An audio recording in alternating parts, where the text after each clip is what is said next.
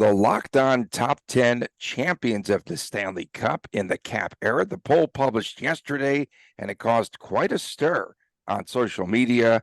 Where would you rank VGK on this list? Your Locked On Golden Knights, your daily podcast on the Vegas Golden Knights, part of the Locked On Podcast Network. Your team every day.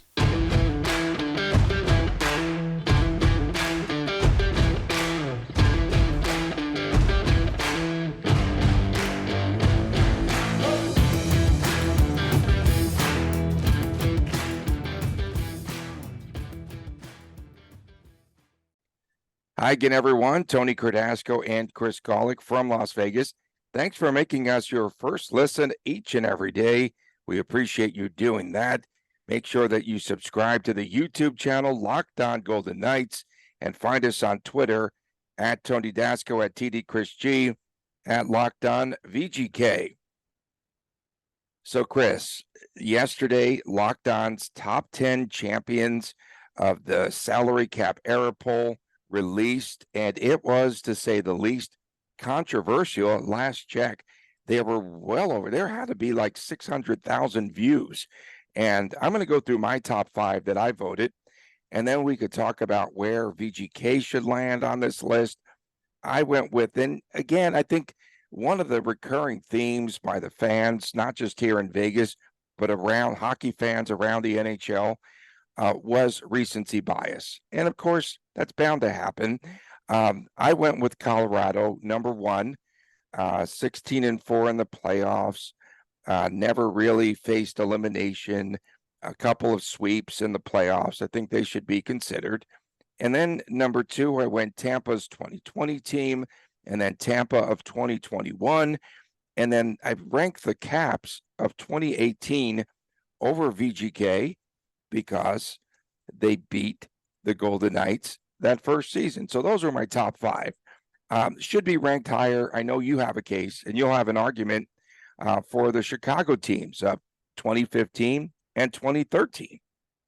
I'd even go back probably more to the 2010 Hawks team, maybe the first of the 3 runs where the Blackhawks won the Stanley Cup. 09-010 team. Yeah, right. So comparing, you look at the cores of the teams and just how strong both of the teams are. Marian Hossa, Jonathan Taves, Patrick Kane, Seabrook, Keith, and then the supporting cast after that. You're looking at players like Brian Campbell, Dustin Byfuglien when he was just coming into his dominant self. I mean, he was one of the most dominant players for a very long period of time. Nicholas Jarmelson. We can go on and on and on. And, we're talking about bias. Obviously, I got bias towards Chicago being my former love, so to speak. Just going through the comments here on that tweet. And I didn't know, honestly, I had no idea was the tweet had this much attention until you just said it. 617,000 views. Wow. That's awesome. Yeah, no, that's great. For me, I didn't vote on this because I just don't have enough knowledge, if you will, of all of these, teams. I mean, I would just kind of be clicking, okay, this looks good, this looks good, this looks good. But, I really don't have a lot of knowledge to offer. But what I can look is at the results, and someone's talking about the 2012 Los Angeles Kings, 16-4, beat the 1, 2, and 3 seeds, and they never faced elimination and had a 3-0 series lead. Again, this is according to, I think, Christian Collins on Twitter. So I hope, Christian, you're right. Otherwise, you're going to get me in trouble here. But they also had a 3-0 series lead in every single playoff series. So you look at numbers like that. That's really what matters to me. Of course, that Colorado team recently was super strong. Tampa has had an amazing core, and the Golden Knights are great also. They had a fantastic playoff run, never faced elimination, only lost consecutive games once in all the playoffs, just simply because it's hard to keep your pedal to the metal when you're up 3-0 against the team. Dallas got a couple of wins, good for them. When they beat Edmonton, they beat them. The games they beat them in were very dominating fashion. And of course, the Stanley Cup final was what it was. Yeah. And so here's the way that it was ranked. And those were that's what I voted. You abstained. And they had Colorado, the 2022 team, first. Tampa's 2020 team was ranked second. The Golden Knights a little high at 3. And that was, of course, this season Stanley Cup champions here in Vegas. Fourth were the Pittsburgh Penguins of 2016, and that was a pretty interesting team. That 08-09 Penguins team was down 0-2 twice and had to rally and come back. Of course, we're talking about the start of the Cap era, which was the 05-06 season. And then after that, in fifth, Tampa, the 2021 team, Detroit in 2006, right on the cusp there of the salary cap. And they had won prior to that. So they had momentum. So I didn't give them as much weight, if you will, in my voting. The Capitals 2018 team was seventh, followed by the Penguins of 2017. Chicago, the 2013 team, was ninth, and the 2015 team. Sorry, I was talking to myself there. Blackhawks team. Yeah. Yeah. I mean, I guess, for me, like when I'm thinking about this, what matters to me in a power rankings poll of this nature is what was the overall record in the playoffs. I think that's pretty important. I want to know if a team faced elimination. And then I want to know how well a team played when trying to eliminate someone. And I think those are some of the most important pieces when you evaluate who is tops of the mountain, so to speak. And, then if we're going to look at it like that, of course, Vegas does get a lot of positive attention. I mean, if we're going to flaw something, Dallas beat them 2 in a row after, they were down 3-0 and desperate. You're not going to hold that against Vegas by any means. They still won that series in 6. Florida Panthers, they never, there's nothing bad you can really even say about that series, except the Golden Knights gave them the one game so they can win at home, but that turned out to be a good thing. And then Winnipeg, if you will, that first game where they kind of shellacked the Golden Knights, I think was the right wake-up call, which led to great things happening. I think it might also be a little bit too soon with the freshly minted Golden Knights, Stanley Cup champions, to evaluate greatness there. I don't know, because a lot of these teams, I had to go back and sort of evaluate and give it some deep thought. And here, again, it's recency bias. I don't think that they're number 3 on the list, but again, maybe time will tell. Sure, it's definitely recency bias. When I saw Vegas 3, and the fact that I didn't toss a vote out there on this definitely shows other people are thinking about Vegas. Was 5 fair where I ranked them? I think so. And, I think, like you said, time will tell. And, Colorado had a real good team, a year ago, but they couldn't come back and make a deep run this year. Injuries, distractions. So kind of not an apples to apples year over year comparison. Golden Knights, there's a few things that got to happen for him to make a run in season 7, but McCrimmon's done his job at getting the right players in the right place, keeping the core of the roster together. And Tony, if the Golden Knights do happen to repeat, guys, that would just break the internet and just break the National Hockey League fanfare, especially in Canada. They'd go nuts up there. But if the Golden Knights did happen to double down, there you go, double down, parlay, and come back with another Stanley Cup win, then I think you can justify that 3 ruling, for the 2022-23 team. And then how high would the 23-24 team be then? Maybe we'll do the really early power ranking, I guess. Yeah, my favorite comment of the day was the fan that said, how come Toronto's not on this list? He was really livid. The 06-07 Ducks. So as I'm doing this, I remember a story. That was the team. It's a really good team. Yeah, Timo Solani, I thought it was one of my favorite players of that time. And so I got invited because I was traveling between Vegas and the West Coast. Okay. And this was my 3rd encounter with the Stanley Cup, not in any sequential order. Are you guys on a first name basis, you and the Stanley Cup? I just call him Stan, the man. And so I get invited to a party in Hermosa at a bar called Blue 32. I don't know if it's still there or not. And it was the night that George Parros had the cup, the enforcer for the Anaheim Ducks. And I had met him previously, and one of my friends was a close friend of his, and I would get invited to go to Blue 32 and hang out. And he would tell us about beating the snot out of someone that night and great stories. And then he wins the cup. He takes it to Blue 32. And so last night, I'm like, man, I couldn't remember who it was, his name or anything. And so I texted my friend last night and I said, who was it that had the cup that night at Blue 32? I think it's Hermosa Beach. It's down there near Manhattan Beach or whatever. And he goes, it was George Paros. I go, that's right. And then I was about to say, where is he today? And he was beating the crap out of everyone. And today he is the head of player safety in the National Hockey League.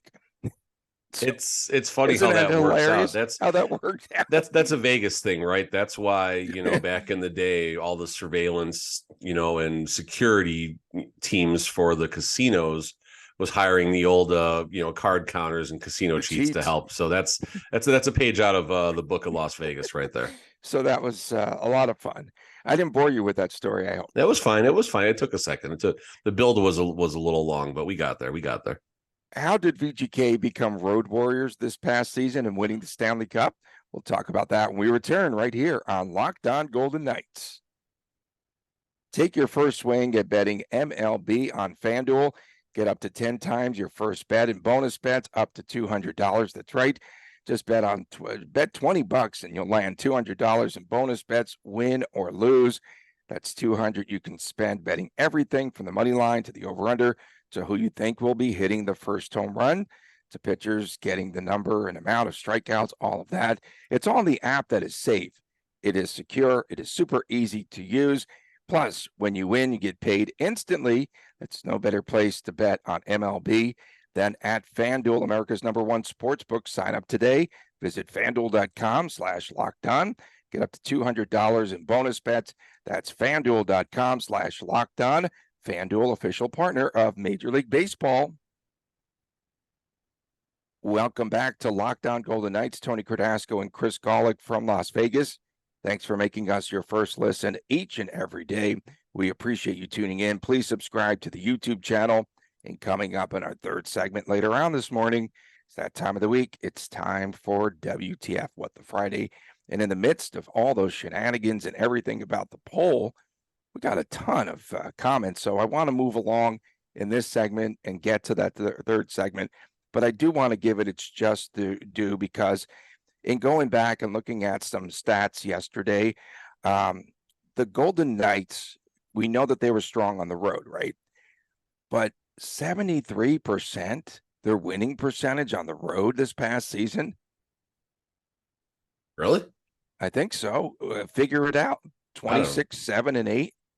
Yeah, no, that's and they were 7-3 in the playoffs. They had a better home road winning percentage, I should say, than on the home ice. Yeah, that's remarkable. I honestly didn't factor it from a percentage perspective, and that's pretty dang good. I mean, there's not much more to say about that. And I guess the biggest question is, why were they having all this success on the road? And I was joking. I was kind of going over this in my head when I was driving last night, and maybe we can kind of joke for a second that maybe just Cassidy wasn't very good at matching up line combinations, and it was easier on him on the road because he didn't get the last change. But all joking aside right there, I think you look at just how tight this team was. You look at all the stories, especially everyone talking about Phil Kessel and all the shenanigans that he was up to. I mean, it seems like most of the goofy stories from the road began with Phil Kessel walking into the room or being in the room or doing something to keep things light. And you just look at how tight the team was. There was no drama whatsoever in the locker room. There was no concern with anything. And I think the team just genuinely enjoys each other's company on the road. And there's not the distraction of the family. I hate to say it like that, but it is what it is. When you heard how often when the team came back from a long road trip, how concerned Cassidy and the players were with that first game back. Cassidy himself, I think, even made the comment, yeah, the players, they're catching up with their families and their honey-do lists and all that stuff. And, they get their butt kicked against a lesser opponent the first game back from a long road trip. So you're on the road. There's no distractions. You're playing, cards on the plane. Now that we heard some stuff about Jack Eichel and all the partying he had been doing, Jack Eichel, I think he has a little fun on the road too, it seems like. And he's not the only one, but I think he's kind of the party starter, so to speak. But the players enjoy that. They get to blow off some steam. They get to play some hockey, and they had a pretty impeccable road season as a result. And plus, remember that Cassidy was toying around with the different line combinations early on.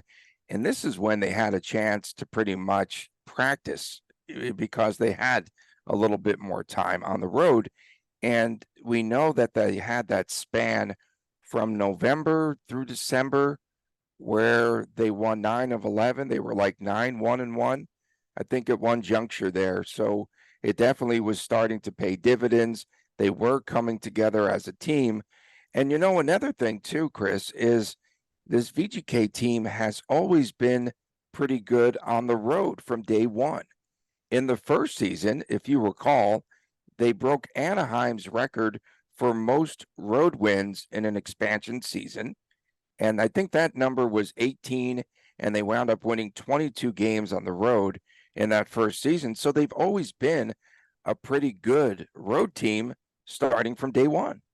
The Golden Knights had 4 separate extended road trips that took them where they played basically 5 or 4 or more games on the road. So the very first long road trip was back in November, and the team has 5 games on the road, and they win all 5 games. Washington, Ottawa, Montreal, Toronto, Buffalo. Okay, fine, good start. Later November, they have another 4-game trip. They go 3-1. Okay, not bad. And Pittsburgh beat them 4-3 in a close game. Then you look to the road trip. This was the one bad one. This was right before the All-Star break here? No, in January they go 3-4 on, or no, not 3-4. I'm sorry. They go 2-4 on the road. Okay, fine, whatever. That was right before the All-Star break. It was. That was the one right before the All-Star break. So, and then they had a really good trip later on down the year in March as well, beating Vancouver, Calgary, and Edmonton. So looking at all those numbers, and I never thought about the percentage. I'm still stuck on that number. You said 77 or 76? 73%. That's unfathomable. And unless I figured it wrong, but that's what I came up with. I mean, you did it based on percentage. Carry the points. 9. Yeah. Carry the 9, drop the 1, and you get out your rotary dial and you figure it out. Yeah, I got it. I still have it. Does your calculator, your phone, your flip phone have a calculator on it? Another thing too, and I think that Jack Eichel in one of the road trips alluded to, I think someone asked him about what he thought was the reason they were winning games too. Again, he went right to the depth of the team too, that they had a lot of depth, and that really paid off, especially when you're traveling. Some players could be road weary and other players picked it up. Line 3. I mean, it's a dead horse that we bring up so often, and teams usually can establish their top line. Their second line is usually the leftovers. The fourth line is pretty easy to put together a decent fourth line, although the Golden Knights probably have one of the top fourth lines in the National Hockey League. I think Nick Waugh is by far the top fourth line center in all of the NHL, and Kolesar and Carrier can do their job. If Carrier can have a healthy season, he can get 22 goals. That's what he was pacing for. That would have been remarkable to see him have that type of a season. Line 3 is always weird. Are you going to set up an energy hybrid line? Who's on line 3? Is that the Carlson line? And that's part of the argument too, right there, because a lot of line 3s would be Nicholas Waugh, Keegan Kolesar, William Carey, where it's an energy line, right. And then line 4 is your Ryan Reeves of the NHL chewing up 8 minutes a game. So that's where the Golden Knights are extremely fortunate to have that powerful of a third line when it's a second line. Is it the Howden line or is it the Amadio line, Tony? Yeah, I call it the Howden line. You know that. Come on. And in the postseason, those 3 losses came to Edmonton, to Dallas, and to Florida. Those are their only losses. And Dallas was the loss with the closeout game that they could have closed it out. And that was the only time in overtime you felt a little bit of a threat they were at that point. When the Golden Knights lost game 5 at home, that's where there was a tiny bit of concern. Like, is this really happening again? Right, exactly. Coming up next, it is that time of the week. It is WTF. That stands for Don't Go Astray. What the Friday is what we call it here. WTF. Return with more and your comments right after this on Locked On Golden Knights. Welcome back to Locked On Golden Knights from Las Vegas. Tony Cardasco and Chris Golick reporting, and we appreciate you making us your first listen.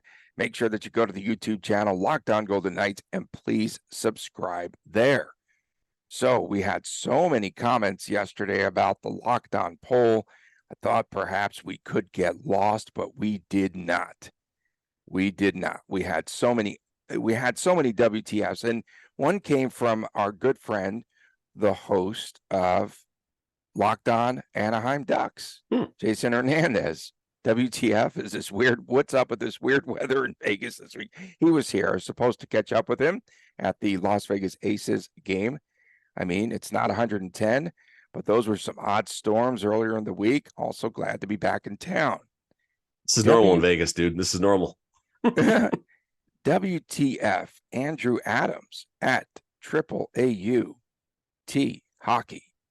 WTF, VGK coming to Utah on the Golden Knights road trip again this year. Amazing. I and so many of the other Utahns up here are diehard fans. Sad they aren't playing a preseason game up here this year like they have in previous years.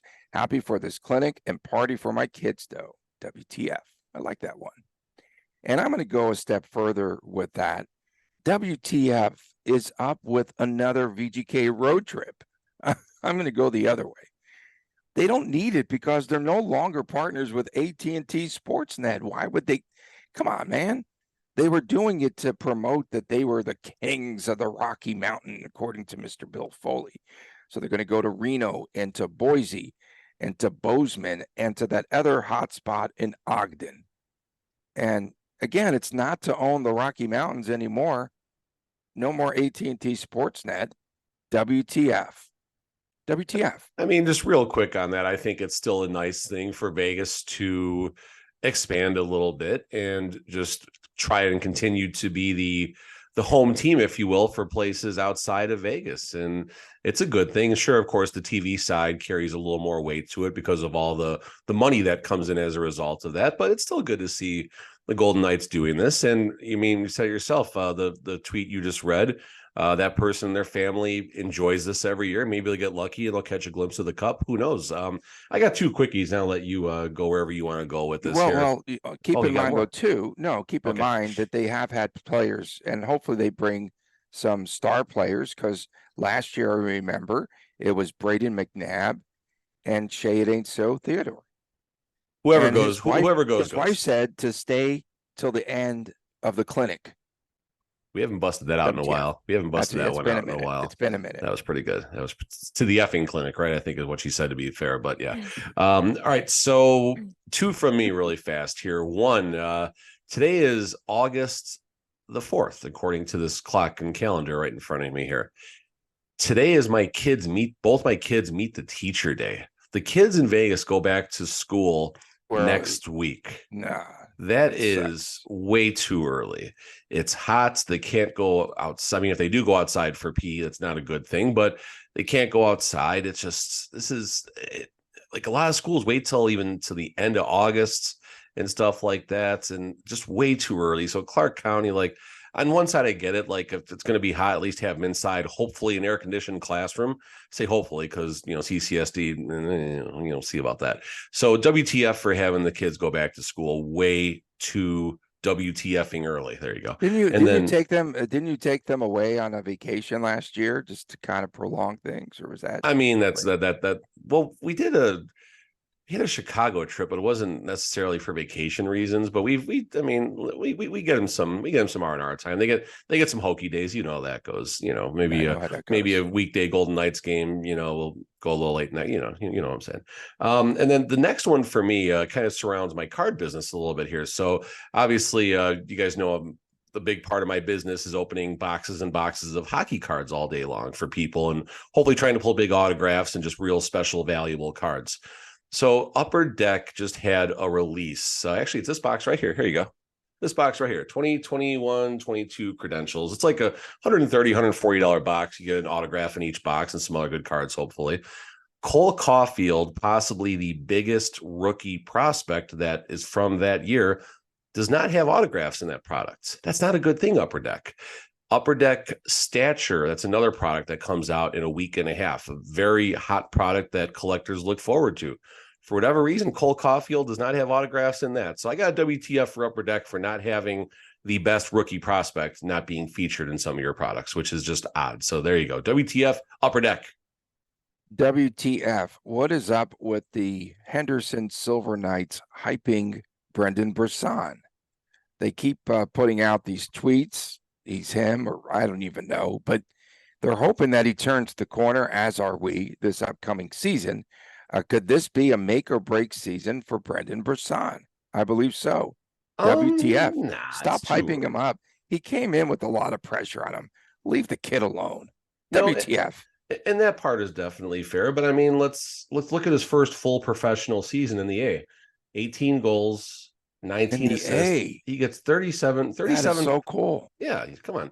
He gets 37 points. The broadcasting school really paid off, Golic. He is 37 points, 58 games on a not that good of a Silver Knights team. Call it what it is, right? So he's definitely going the right direction. And so that tweet is instilled in my mind. So I have we're with Blue Cross Blue Shield on our insurance plan, and there's been some issues getting some things worked out. And every time I call them, I know it's an hour phone call, and I'm very calm in the beginning, but at some point the foul language does come out. Call it what it is.